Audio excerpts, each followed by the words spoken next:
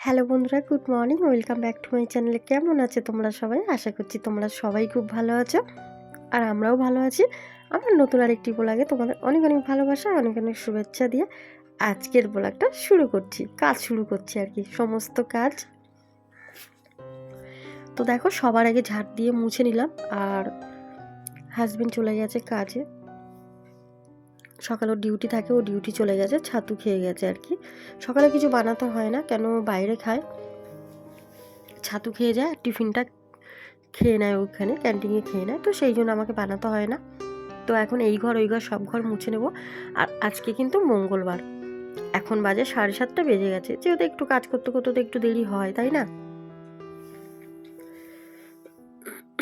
আর আমার গলাটা গার্গিল করছি জানো তো বন্ধুরা, কিন্তু আগের থেকে অনেকটা ঠিক হয়েছে, তারপরেও এখনও ঠিক হয়নি। মানে এত ওয়েদার হচ্ছে না আমাদের এদিকটা, কিন্তু সেই রকমভাবে ঠান্ডা পড়েনি জানো তো, গরমই আছে। তবু এই যে মাঝে মাঝে ঠান্ডা গরম পড়ছে, ওয়েদার চেঞ্জ হচ্ছে, এই জন্যে আর কি একটু ঠান্ডা। তো দেখো, এই ঘর ওই ঘর একদম টেবিলে চেয়ারগুলো সরিয়ে সরিয়ে আমি এইভাবে মুছে নিই, নিচ থেকে একদম মুছে নিয়ে আসলাম।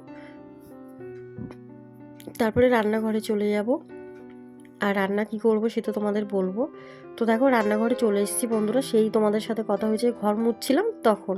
তারপরে তো ঠাকুর পুজোও দিয়ে দিয়েছি, কিন্তু তোমাদের সাথে শেয়ার করা হয়নি। মাঝখানে একটু মোবাইলটা চার্জে বসিয়েছিলাম, একটু চার্জ ছিল না গো, সেই জন্যে।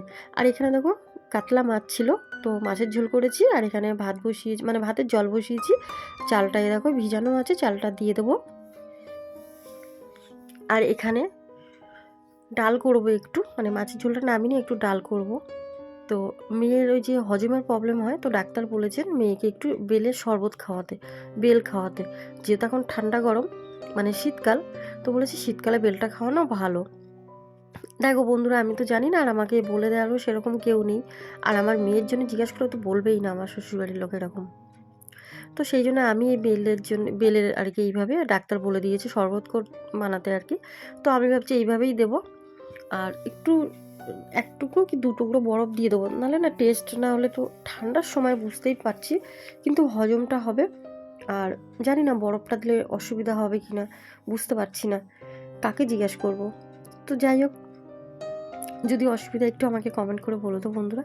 তো দেখো, চিনি দিয়ে দিয়েছি, আর একটু নুন দিয়েছি, সামান্য একদম এমনি নুন দিয়েছি কিন্তু। তো বেলটা এখন ভালো করে নেড়ে চেড়ে আর কি জল দিয়ে নেবো। তারপরে ওটা দেখেছো, মাঝে মাঝে কিন্তু গলাটা ধরে যাচ্ছে কথা বলতে বলতে। তো বন্ধুরা, আর তোমাদের সাথে আমি কিছু কথা বলবো পরে, বলছি, আমি আগে এটা করে নিই।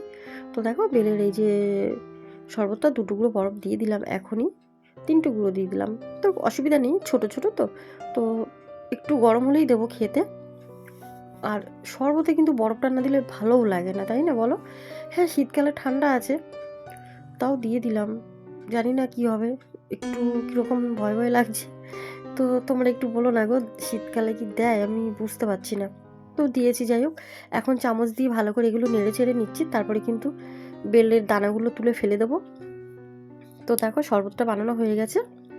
আর এর মধ্যে এক টুকরো মিষ্টি দিয়ে দিলাম, মিষ্টি দিয়ে 2 টুকরো মিষ্টি, এটা কিন্তু বড় না, একটা মিষ্টি বড় টুকরো, কেন বলো তো দিয়েছি, ওই কিসের জন্য বলছি দাঁড়াও। আরে মিষ্টিটা দিয়েছি, যেহেতু বেলের দিতে লাগে না, কিন্তু তাও আমি এক টুকরো মিষ্টি দিয়ে দিলাম, 1-2 টুকরো দিয়ে দিলাম। একটু মিষ্টি দিলে কী হয়, অনেক সময় ঠান্ডা গরম লাগে তো। এটা আমার মা বলতো, মেয়ে যখন খুব ছোট ছিল, যেহেতু আমার মেয়ে 6 মাসের বেবি, তো আমার মা বলতো যে মিষ্টিটা দিলে নাকি বুকে কফটা বসে না, তো দিয়ে দিলাম। আর এই যে দেখো, ভেসে আছে বরফ টুকরোটা এখনও। তো এটা মেয়েকে দেবো, মেয়ে খেয়ে নিক। আর তারপরে একটু বাজারে যেতে হবে। বাজারে যেতে হবে বলতে বন্ধুরা, আমার মেয়ের তো শরীরটা ভালো না, তোমরা জানো। তো মেয়ের জন্যে না একটু বাজারে যেতে হবে।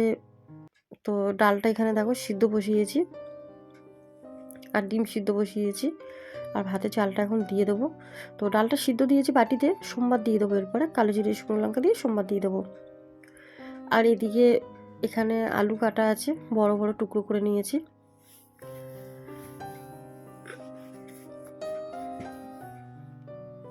আর আমার বাজারে যেতে হবে এই কারণে, মেয়ের যেহেতু শরীরটা ভালো না, তোমরা জানো আমার মেয়ের যে রক্তটা কম আছে, তো তৈরি হচ্ছে আর কি, আয়রন ট্যাবলেটও দিয়েছে, তো ওকে একটু ফল খাওয়াতে বলেছে ডাক্তার।